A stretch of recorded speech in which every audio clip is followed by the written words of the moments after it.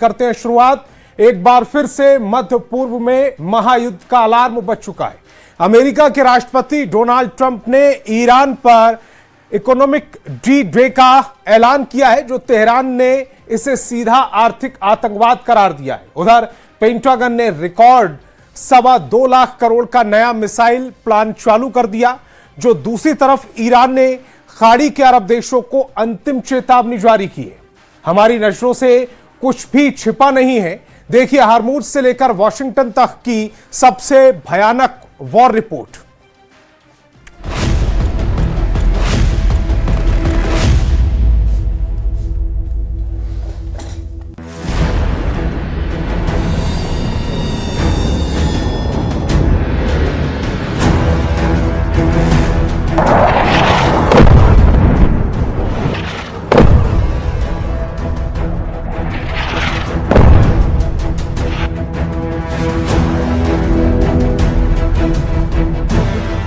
आज मध्य पूर्व से लेकर वॉशिंगटन तक और तेहरान से लेकर फारस की खाड़ी के तमाम अरब देशों तक बारूद की ऐसी गंध फैल चुकी है जिसने पूरी दुनिया की अर्थव्यवस्था और वैश्विक शांति को एक ऐसे मोड़ पर लाकर खड़ा कर दिया है जहां से वापसी का रास्ता बंद दिखाई देता है।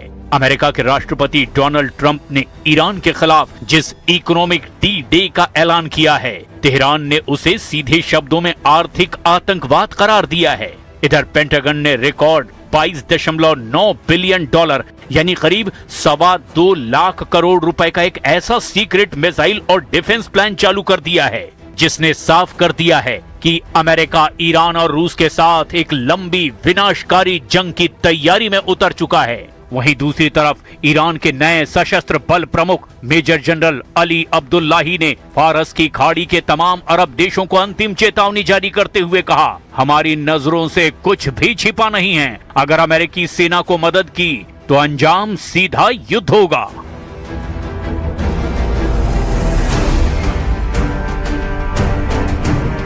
अमेरिकी प्रशासन का दावा है कि नई आर्थिक घेराबंदी से ईरान की रीढ़ तोड़ दी गई है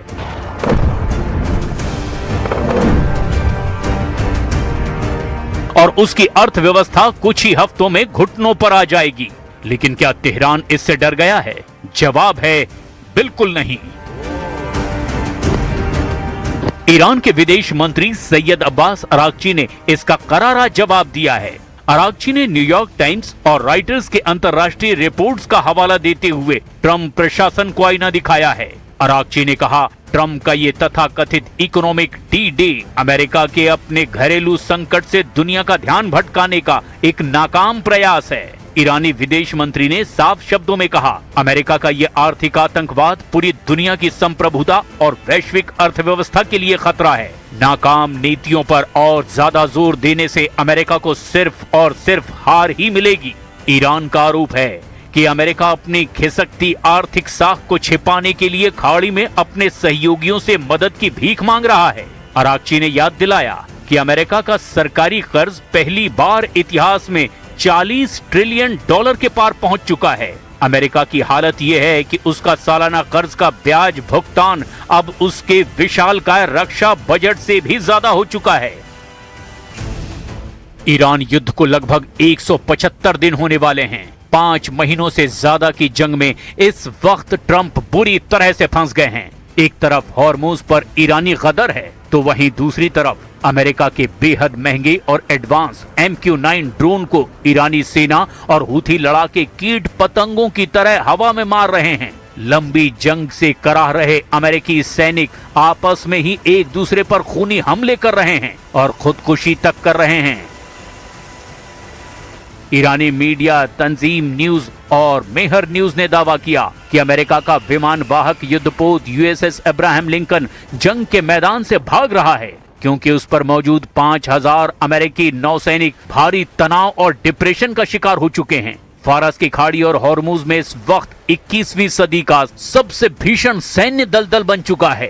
कूटनीतिक गलियारों में एक ही चर्चा है, हॉर्मूज के ट्रैप में डोनाल्ड ट्रंप का प्रशासन पूरी तरह से उलझ गया है। ईरान के रणनीतिकारों ने साफ कर दिया है कि ये कोई 2-4 दिन की झड़प नहीं, बल्कि एक लंबी थका देने वाली जंग है। खुफिया रिपोर्ट्स और ईरानी सैन्य कमान के बयानों का दावा है कि तेहरान ने 2029 तक युद्ध जारी रखने की तैयारी कर रखी है। ईरान का मानना है कि हॉर्मुज से दुनिया के 20% कच्चे तेल का रास्ता रोककर वो अमेरिकी अर्थव्यवस्था और वॉशिंगटन के सैन्य दबदबे को धीरे धीरे घुटने पर ले आएगा।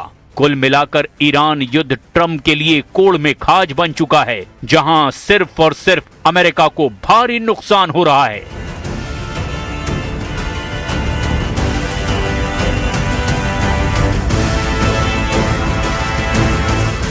ईरान युद्ध अब हॉर्मुज की सरहदों तक सीमित नहीं रहा है, बल्कि हॉर्मुज अब ईरान युद्ध में हार जीत का हॉट पॉइंट बन चुका है। पूरा पश्चिम एशिया इस वक्त युद्ध से पैदा हुए हालात को देखते हुए ईरान के खिलाफ डबल मोर्चा बनाने में जुटा है। पश्चिम एशिया में मौजूद अमेरिका के 8 मुख्य मिलिट्री बेस ईरान के हमलों और भीषण खतरों के बीच जंग करने को मजबूर हैं। एक तरफ फारस की खाड़ी में अमेरिकी युद्धपोत और ईरानी मिसाइलें आमने सामने हैं, तो दूसरी तरफ वॉशिंगटन और तेहरान के बीच बयानों का युद्ध अपने सबसे खतरनाक स्तर पर पहुंच चुका है।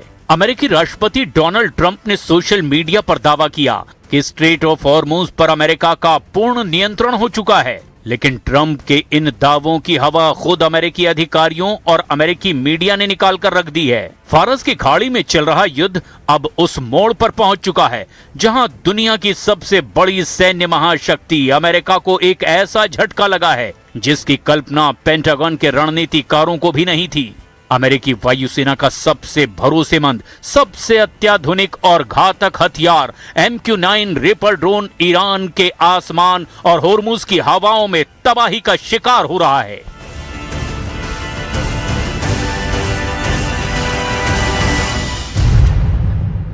वॉशिंगटन पोस्ट की एक सनसनीखेज रिपोर्ट के मुताबिक ईरान के साथ जारी इस जंग में अमेरिकी सेना ने अब तक अपने कुल MQ-9 रिपर ड्रोन बेड़े का लगभग 1/4 हिस्सा यानी 25% गंवा दिया है। आंकड़ों की भाषा में समझें तो कम से कम 45 महंगे रिपर ड्रोन या तो मार गिराए गए या फिर तकनीकी खामियों की वजह से क्रैश हो चुके हैं। ये नुकसान केवल एक ड्रोन का गिरना नहीं, बल्कि अमेरिका के 1.3 अरब डॉलर यानी लगभग 11,000 करोड़ रुपए से ज्यादा के सैन्य साजो सामान का धू धू कर जल जाना है। युद्ध शुरू होने से पहले अमेरिकी वायुसेना के पास करीब 165 और अमेरिकी मरीन कॉर्प्स के पास 20 रिपर ड्रोन सक्रिय सेवा में थे, लेकिन इस जंग की आग इतनी भीषण रही कि महज कुछ महीनों के भीतर ही अमेरिकी एयरफोर्स की फ्लीट घटकर मात्र 135 के आसपास रह गई। पेंटागन के लेफ्टिनेंट जनरल डेविड टैबर ने अमेरिकी सीनेट में अपनी गवाही के दौरान इस भारी नुकसान पर गहरी चिंता जाहिर की, लेकिन सवाल ये उठता है कि दुनिया का सबसे हाईटेक माना जाने वाला ये हंटर किलर ड्रोन इतना आसानी से निशाना कैसे बन गया। पहली वजह है उड़ान की गति और ऊंचाई। MQ-9 रिपर एक प्रोपेलर चालित ड्रोन है। ये बहुत तेज गति से नहीं उड़ता और जासूसी के लिए इसे अक्सर कम ऊंचाई पर मंडराना पड़ता है। ईरान के पास मौजूद अत्याधुनिक सरफेस टू एयर मिसाइल यानी SAM डिफेंस सिस्टम और इलेक्ट्रॉनिक वॉरफेयर यूनिट्स के सामने ये धीमी गति का ड्रोन एक सॉफ्ट टारगेट यानी आसान शिकार साबित हुआ। दूसरी वजह है संचार का टूटना। अधिकारियों के मुताबिक सभी 45 ड्रोन मिसाइलों से नहीं गिराए गए। ईरानी सेना के उन्नत इलेक्ट्रॉनिक जैमर्स ने अमेरिकी ऑपरेटर्स और ड्रोनों के बीच सैटेलाइट लिंक को काट दिया, जिससे कई ड्रोन बेकाबू होकर समंदर और रेगिस्तान में क्रैश हो गए। एक तरफ ट्रंप अपने मतदाताओं से विदेश में अंतहीन युद्धों को समाप्त करने का वायदा कर रहे हैं, तो दूसरी तरफ ईरान के साथ ये जंग अब बीतते दिन के साथ साथ ज्यादा खर्चीली होती जा रही है। पेंटागन और ट्रंप प्रशासन ने अमेरिकी कांग्रेस से युद्ध के खर्चों और खाली होते रक्षा भंडारों को फिर से भरने के लिए 67 अरब डॉलर यानी लगभग 5.6 लाख करोड़ रुपए के आपातकालीन सप्लीमेंट्री पैकेज की मांग की है। अमेरिकी रक्षा मंत्री पीट हेग्सेथ के मुताबिक केवल सितंबर के अंत तक ही इस युद्ध की लागत 37.5 अरब डॉलर तक पहुंच जाएगी और इसमें ईरानी हमलों में क्षतिग्रस्त हुए अमेरिकी सैन्य ठिकानों की मरम्मत का खर्च शामिल नहीं है।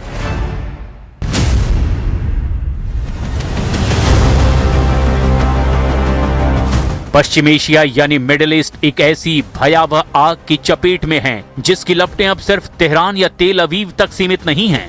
ईरान ने एक ऐसी धमकी दे दी है जिसने खाड़ी देशों की रातों की नींद हराम कर दी है। तेहरान का संदेश बिल्कुल साफ है, बेहद तीखा है कि अगर ईरान पर हमला हुआ, अगर उसकी तेल और परमाणु ठिकानों को निशाना बनाया गया तो पूरा अरब ही आग में भस्म कर देंगे। गल्फ कंट्रीज यानी सऊदी अरब, संयुक्त अरब अमीरात यानी यूएई, कतर और कुवैत, इन सभी देशों के ऊर्जा केंद्रों पर ईरान की मिसाइलों की सीधी नोक है। दुनिया के सबसे बड़े तेल और गैस ढांचों को तबाह करने की चेतावनी दी जा चुकी है।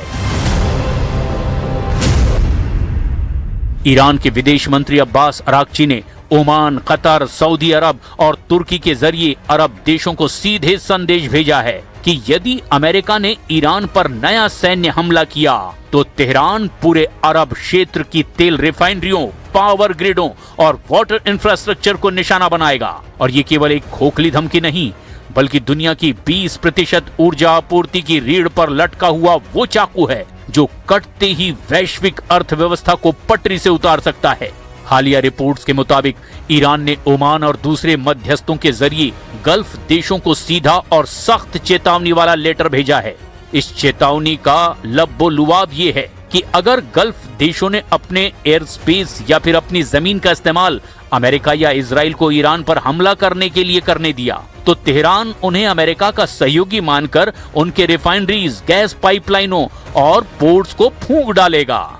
यही वजह है कि रियाद से लेकर अबू धाबी तक भारी खलबली मची हुई है। खाड़ी देश इस युद्ध में न्यूट्रल रहने का दबाव बना रहे हैं और वॉशिंगटन पर लगातार ये जोर दे रहे हैं कि वो तेहरान के खिलाफ ऐसा कोई कदम न उठाए जिससे पूरा मिडिल ईस्ट बारूद के ढेर में तब्दील हो जाए। अब ऐसे हालात में देखना ये होगा ईरान को अमेरिका काबू कैसे कर पाता है। क्या ईरान पर नए आर्थिक प्रतिबंध ईरान को तबाह कर पाएंगे या नहीं, या फिर अरब देशों पर ईरान बड़ा हमला करेगा।